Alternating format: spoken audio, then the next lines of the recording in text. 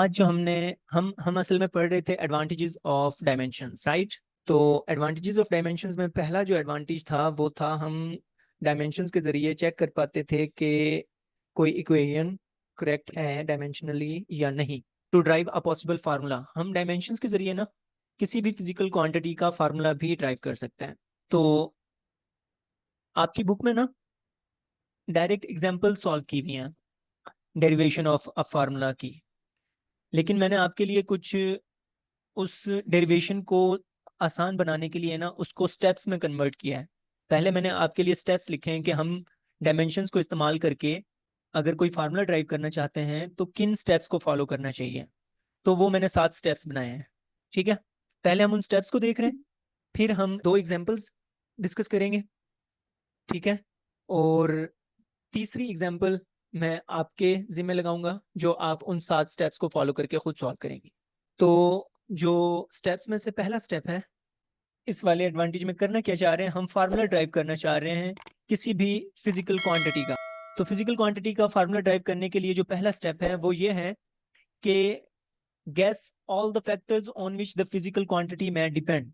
वो physical quantity जिसके लिए हम फार्मूला ड्राइव करना चाह रहे हैं, हम उस फिजिकल क्वांटिटी की डिपेंडेंस चेक करेंगे कि किन किन फैक्टर्स के ऊपर वो डिपेंड कर सकती है। हम अपनी तरफ से गैस लगाएंगे, अपनी तरफ से जितने ज्यादा गैस हम कर सकते हैं कि हाँ जी ये फिजिकल क्वांटिटी फार्मूले में इस चीज पे भी डिपेंड कर सकती है, इस चीज पे भी डिपेंड कर सकती है, इस चीज पे भी डिपेंड कर सकती है। ठीक है, जी। जैसे कि अगर मैं न्यूटन सेकंड लॉ का फार्मूला देखूँ F equal to M A, अब ये फार्मूला है फोर्स का, और इस फार्मूले में हमें पता चल रहा है कि फोर्स मास पे भी डिपेंड कर रही है और एक्सेलरेशन पे भी डिपेंड कर रही है ना। जी। तो ये वो फैक्टर्स हैं जिन फैक्टर्स के ऊपर ये फिजिकल क्वांटिटी फोर्स डिपेंड करती है। तो हमें यहाँ पर फार्मूला दिया हुआ है जिसके जरिए से हम वो फैक्टर्स डायरेक्टली जान सकते हैं कि किन किन फैक्टर्स के ऊपर डिपेंड कर रही है। लेकिन यहाँ पर इस एडवांटेज में हम फिजिकल क्वांटिटी का फार्मूला ड्राइव कर रहे हैं, तो हमें पहले गैस लगाना होगा कि किन किन फैक्टर्स पे वो फिजिकल क्वांटिटी डिपेंड कर सकती है। तो पहला स्टेप है करेक्टली गेसिंग the factors on which physical quantity में डिपेंड। ठीक है, जी। दूसरा स्टेप क्या है, जब हमने पहले स्टेप में गैस कर लिया तमाम फिजिकल क्वांटिटीज को, तो अब उन तमाम फैक्टर्स को write each factor in proportion with the physical quantity by assigning an exponent to the factor. वो फैक्टर जिसको हमने फर्स्ट स्टेप में गैस किया है, उस फैक्टर को पहले कोई एक्सपोनेंट यानी कि पावर असाइन करनी है, फिर उसको उस फिजिकल क्वांटिटी के साथ डायरेक्टली प्रोपोर्शनल की अलामत लगा के एक प्रोपोर्शन में लिखना है। ठीक है, जैसे मैं फोर्स को मैस के प्रोपोर्शन में इस तरह लिख सकता हूँ। ठीक है, और जी। इस मैस को मैं असाइन कर देता हूँ कोई पावर ए या बी या सी या कोई भी पावर असाइन कर सकता हूँ। तो दूसरे स्टेप में हमने क्या करना है, वो तमाम फैक्टर्स जिनके ऊपर फिजिकल क्वांटिटी डिपेंड करती थी उन तमाम फैक्टर्स को एक पावर असाइन करके प्रोपोर्शन में लिख देना है। अभी जब हम एग्जांपल सॉल्व करेंगे ना, तो ये सारे सातों के सातों स्टेप्स आपको क्लियर होंगे। अभी मैं सिर्फ जी। इनकी स्टेटमेंट्स आपको बता रहा हूँ। तीसरा स्टेप क्या है, जब हमने प्रोपोर्शंस में अलग-अलग लिख दिया तमाम को, तो फिर उन तमाम फैक्टर्स का एक सिंगल प्रोपोर्शन बनाना है। जैसे अगर मैं कहूं कि f डायरेक्टली प्रोपोर्शनल है x के, x की पावर 2 के, और दूसरी प्रोपोर्शन कुछ इस तरह से बना देता हूँ f डायरेक्टली प्रोपोर्शनल है y क्यूब के, तो ये दो अलग-अलग प्रोपोर्शन बन गए ना। अब हम इनको एक प्रोपोर्शन में इस तरह लिख सकते हैं, f directly proportional x square y cube, है ना। जी। तो तीसरे स्टेप में हमने उन तमाम प्रोपोर्शंस को जो हमने बनाए दूसरे स्टेप में, उनको इस तरह से एक सिंगल प्रोपोर्शन में लिखना है। ठीक हो गया। जी। नेक्स्ट, फोर्थ स्टेप क्या है, फोर्थ स्टेप में हमने उस प्रोपोर्शनैलिटी साइन को रिमूव करके इक्वालिटी का साइन इंट्रोड्यूस करवाना है। और इक्वालिटी का साइन जब इंट्रोड्यूस करवाते हैं तो साथ में कांस्टेंट भी आ जाता है ना। जी। तो फोर्थ स्टेप में हमने इंट्रोड्यूस करवाना है इक्वालिटी का साइन और कांस्टेंट। क्यों, क्योंकि हम रिमूव कर रहे होंगे प्रोपोर्शनैलिटी का साइन। ठीक है, जी। introduce equality and constant by removing the sign of proportion to form an equation। देखो ये वाली मैं एग्जांपल लेता हूं आपके लिए। अगर मैं इस वाली प्रोपोर्शन की अलामत को, सिंबल को रिमूव करूंगा, तो इक्वालिटी का साइन आएगा और यहाँ पर एक कांस्टेंट भी आ जाएगा, और ये एक्स स्क्वायर वाई क्यूब, ये हमारे पास इस तरह से एक इक्वेशन बन जाएगी, है ना, जी जिसको हम कोई भी नाम दे सकते हैं। तो फोर्थ स्टेप में हमने इस तरह की एक इक्वेशन बना लेनी है। ठीक हो गया। ठीक है सर। नेक्स्ट, फिफ्थ स्टेप में हमने क्या करना है, जब इक्वेशन बन गई तो उस इक्वेशन की दोनों साइड्स पर डायमेंशंस अप्लाई कर देनी है, मींस दोनों साइड की डायमेंशंस फाइंड आउट कर लेनी है। सही है। जी फिफ्थ स्टेप में जो सॉरी फिफ्थ स्टेप में हमने डायमेंशंस फाइंड आउट की, तो सिक्स स्टेप में उन डायमेंशंस के जो एक्सपोनेंट्स हैं उनको कंपेयर करके उन्हीं एक्सपोनेंट्स की वैल्यूज फाइंड आउट करनी है। सही है। जी जी सर ठीक है। और सातवें स्टेप में क्या करना है, उन वैल्यूज को जो हमने सिक्स स्टेप में एक्सपोनेंट की वैल्यूज फाइंड आउट की थी, उन एक्सपोनेंट की वैल्यूज को उस इक्वेशन में पुट कर देना है जो हमने स्टेप नंबर 4 में बनाई थी। ठीक है। ठीक है। तो इस सातवें स्टेप के बाद हमारे पास वो फाइनल फार्मूला आ जाएगा जो हम ड्राइव करना चाह रहे हैं। मैटर वेव्स की वेवलेंथ के लिए फार्मूला ड्राइव करना है डायमेंशनल एनालिसिस का। अब मैटर वेव क्या होती है, देखें, जब हमारा एक छोटा सा पार्टिकल, लेट्स सपोज एक इलेक्ट्रॉन जो मूव करता है ना, आप केमिस्ट्री में, फर्स्ट ईयर की केमिस्ट्री में या सेकेंड ईयर की केमिस्ट्री में पढ़ेंगी, और सेकेंड ईयर की फिजिक्स में भी पढ़ेंगी कि जब एक पार्टिकल मूव करता है तो वो एक स्ट्रेट लाइन में मूव नहीं करता, बल्कि वो एक वेव की तरह से मूव करता है, इस तरह से। ठीक जी है। तो उस वेव की कुछ वेवलेंथ होती है। ठीक है। उस वेवलेंथ के लिए फार्मूला ड्राइव करने के लिए कहा जा रहा है हमें। सही है ना। जी तो अब हम वही सात स्टेप्स दोबारा से अप्लाई कर रहे हैं। हमारी बुक वाले बता रहे हैं कि ये जो वेवलेंथ है ये डिपेंड कर सकती है किस चीज़ पे, प्लांक्स कांस्टेंट पे, और मास ऑफ द पार्टिकल पे, जिस जो उस पार्टिकल का मास है, और उस पार्टिकल की मूव करने की वेलोसिटी पे। ठीक है। तो ये वो जी फैक्टर्स हैं जिनके ऊपर ये वेवलेंथ डिपेंड कर सकती है। तो हम क्या कर रहे हैं, हम इन इस वेवलेंथ को पहले प्रोपोर्शन की फॉर्म में लिख लेते हैं कि एच जो है ना, उसकी एक्सपोनेंट है ए, फिर लेमडा डायरेक्टली प्रोपोर्शनल है मास की पावर बी के, और फिर लेमडा डायरेक्टली प्रोपोर्शनल हो सकता है वेलोसिटी की पावर सी के। ये दूसरा स्टेप। तीसरे स्टेप में इन तमाम प्रोपोर्शंस को इकट्ठा करके एक ही प्रोपोर्शन में लिखना है, वो हो जाएगा H power A M exponent B V power C. ये तीसरा स्टेप है। तो फोर्थ स्टेप में हमने इस प्रोपोर्शनलिटी को रिमूव करके इक्वालिटी का साइन इंट्रोड्यूस करवाना है, और एक कांस्टेंट भी इंट्रोड्यूस हो जाएगा, वो H power A M power B V power C. इस इक्वेशन को मैं इक्वेशन नंबर 1 का नाम दे रहा हूँ। अब हमने क्या करना है, नेक्स्ट स्टेप में फोर्थ में डायमेंशन अप्लाई कर देनी है। तो वेवलेंथ एक लेंथ है, तो लेंथ की डायमेंशन क्या होती है, L capital L. Capital L is equal to constant H. अब ये जो हमारा एच है ना, प्लांक्स कांस्टेंट, इसकी वैल्यू होती है 6.6 इंटू 10⁻⁻34, और इसका यूनिट भी होता है, यूनिट होता है किलोग्राम मीटर स्क्वायर्ड पर सेकेंड। पर पर सेकंड जी। ठीक है, हाँ जी, ये इसका यूनिट होता है। तो इसकी डायमेंशन अगर यहाँ से लिखें तो किलोग्राम की capital M metre length square. सही है। और सेकंड के लिए क्या आ जाएगा, टाइम, हाँ, टी इनवर्स। तो यहाँ पे मैं एच की डायमेंशंस लिख रहा हूँ क्या, M L square T inverse, और इस होल की पावर ए, और एम मैस है, मैस की डायमेंशंस तो हमें पता है कैपिटल एम होती हैं, उसकी पावर बी हो जाएगी, एंड वेलोसिटी की डायमेंशंस एल टी इनवर्स और उसकी पावर सी।